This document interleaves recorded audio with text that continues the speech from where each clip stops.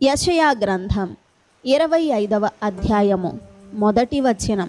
యెహోవా, నీవే నా దేవుడవు, నేను నిన్ను హెచ్చించెదను, నీ నామమును స్తుతించెదను.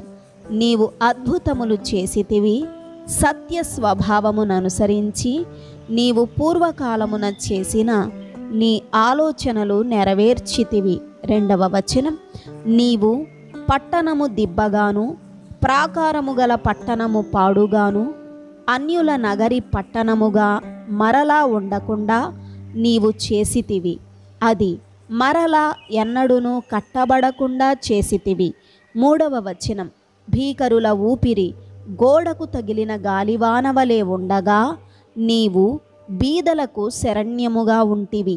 దరిద్రులకు కలిగిన శ్రమలో వారికి శరణ్యముగాను, గాలివాన తగులకుండా ఆశ్రయముగాను, వెట్ట తగులకుండా నీడగాను ఉంటివి.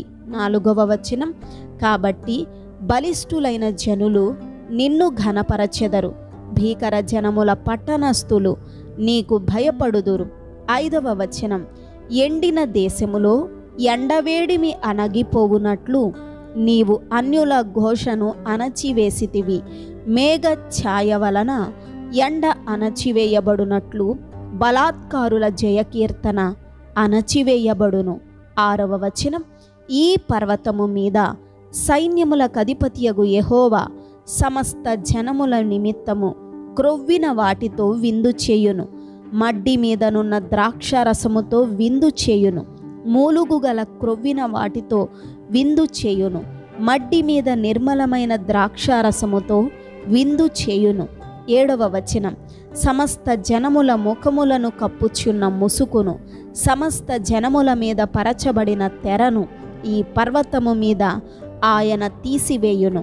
8వ వచనం. మరెన్నడును ఉండకుండా మరణమును ఆయన మ్రింగివేయును. ప్రభువైన యెహోవా ప్రతి వాని ముఖము మీది బాష్ప బిందువులను తుడిచివేయును. భూమి మీద నుండి తన జనుల నిందను తీసివేయును. ఈలాగున జరుగునని యెహోవా సెలవిచ్చియున్నాడు. 9వ వచనం. ఆ దినమున జనులిలాగనందురు, ఇదిగో మనలను రక్షించునని మనము కనిపెట్టుకొని ఉన్న మన దేవుడు, మనము కనిపెట్టుకొనిన యెహోవా ఈయనే.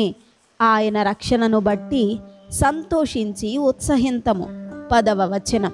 యెహోవా హస్తము ఈ పర్వతము మీద నిలుచును, పెంట కుప్పలో వరిగడ్డి త్రొక్కబడునట్లు మోయాబీయులు తమ చోటనే త్రొక్కబడుదురు. 11వ వచనం. ఈతగాండ్రు ఈదుటకు తమ చేతులను చాపునట్లు వారు దాని మధ్యను తమ చేతులను చాపుదురు. వారెన్ని తంత్రములు పన్నినను యెహోవా వారి గర్వమును అణచివేయును. 12వ వచనం. మోయాబు, నీ ప్రాకారముల పొడవైన కోటలను ఆయన కృంగగొట్టును, వాటిని నేలకు అణగద్రొక్కి ధూళిపాలు చేయును. ఆమెన్.